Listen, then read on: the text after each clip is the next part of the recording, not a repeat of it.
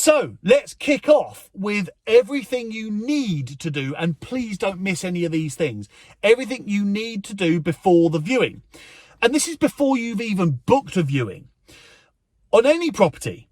So let's get started by assuming that you found a property on Rightmove, you've scrolled through and you found a 2-bedroom house that on the face of it, you like the look of. Seems like a decent investment for you.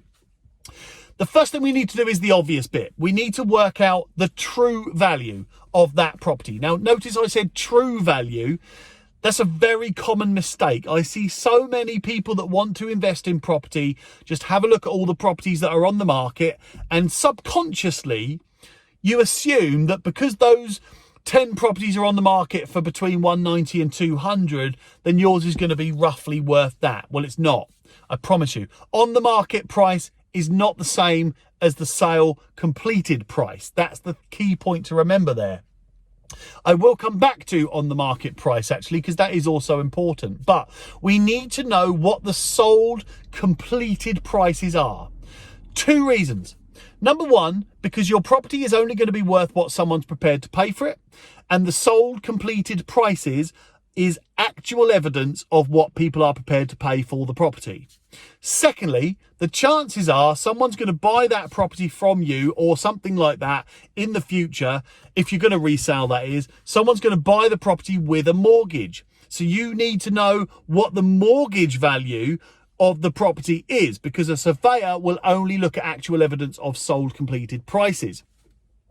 Also, on that same point, your mortgage lender, if you're buying the property with a mortgage or bridging loan, which I'll explain in a sec, but if you're buying the property with a mortgage or bridging loan, then your lender will be looking at the sold completed prices, not the properties on the market. So that's really important to remember, and it's a mistake I see very, very often. So now we know what the completed sale value of those properties are, you can very easily see what yours is going to be worth. Now we can have a look at the sale agreed prices. Now this is a bit finger in the air guesswork, but it's educated evidence-based guessing. And I like that. If you go on Rightmove, search all the properties, 2-bedroom houses in the local area, and then go into the filters and select include sold properties, that will show you all of the properties that are on the market and all the properties that are sale agreed. Sale agreed is different to sale completed, by the way.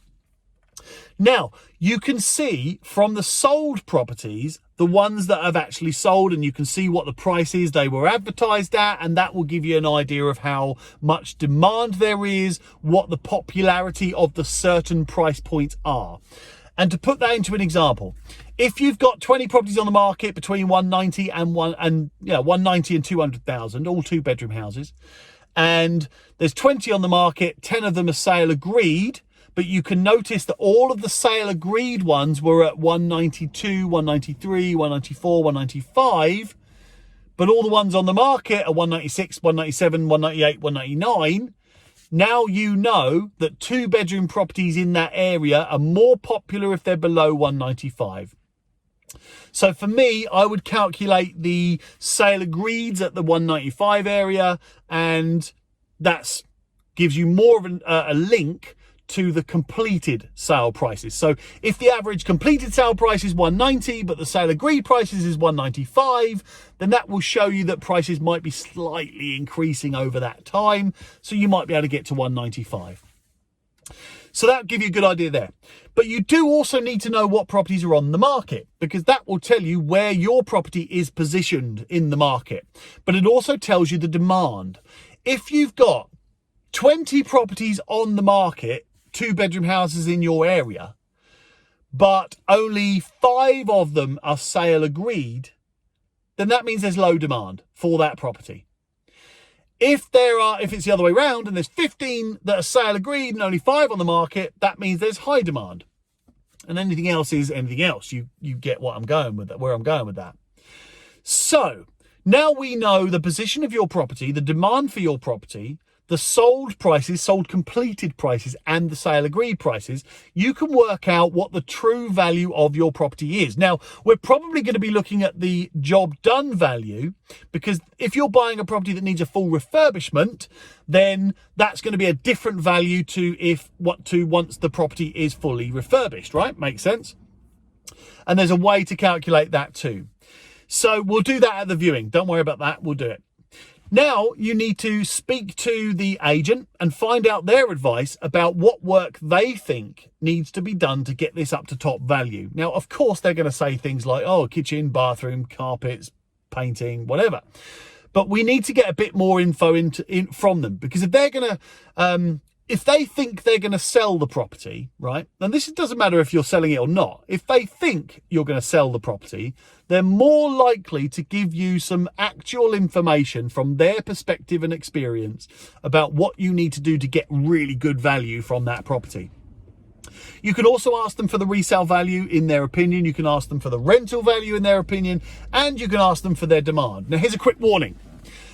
If an estate agent gets a whiff of business from you that they think they might be able to win your listing in the future, they're going to either give you evidence-based opinion and evidence-based information and their opinions, or they're going to give you a ton of bullshit because they just want to win your listing. They're going to tell you it's worth 225 grand when you know it's definitely no more than 200, just because money blinds people. People think that, oh, an extra 25 grand, oh my God, I'm so lucky. So be wary of the 50% of estate agents out there that are full of crap and are more interested in getting a property on the market than they are in actually selling it. I've never understood that. But hey, that's the way it is. My agency are 100% driven to selling, not getting properties on the market. We actually turn down properties if the owner wants too much money. Why would we? No, we're not going to sell your property at 50 grand more than it's worth, Mr. and Mrs. Seller, because otherwise we're not going to get any money we're not going to get paid. Now you need to work out what the bridging loan costs or buy-to-let mortgage costs are. Because if you're buying this with a mortgage, that means the property is habitable. If the property is not habitable, then you need to buy it with a bridging loan. And a bridging loan is quite simply what it sounds like. It's a loan that enables you to buy the property until the property is habitable. So you buy it with a bridging loan, you do the work, then it's habitable, then you can take a mortgage. Now, I'll go into much more detail about the technicals of bridging loan finance, buy-to-let mortgages, all of that, and how all of that works in depth in a whole nother thing. But right now, we're just talking about things you've got to check. By the way, if you go onto my Facebook page, then there is actually a video on there about bridging loans. So check on that. Anyway, a quick calculation that you need to make on the rent is by calculating the same thing that the mortgage lender is going to calculate if you're buying it with a mortgage or a bridging loan.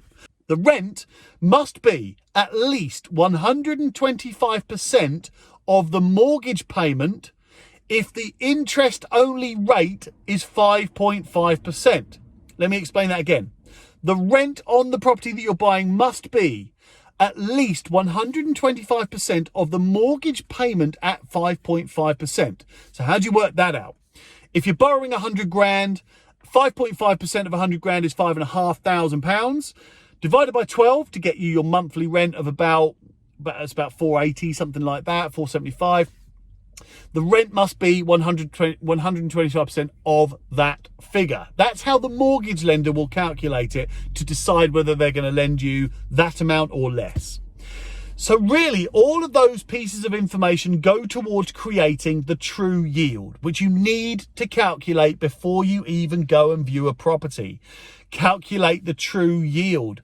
Now, again, I'm not going to go into true yield right now because that's a whole different subject that I've already done in another video, and I have got a podcast on true yield because it's a big mistake that people make so many times. I even call it fake yield now because it's a mistake that can be quite serious. You need to work out the true yield, and all of those pieces of information will go towards giving you that true yield, right?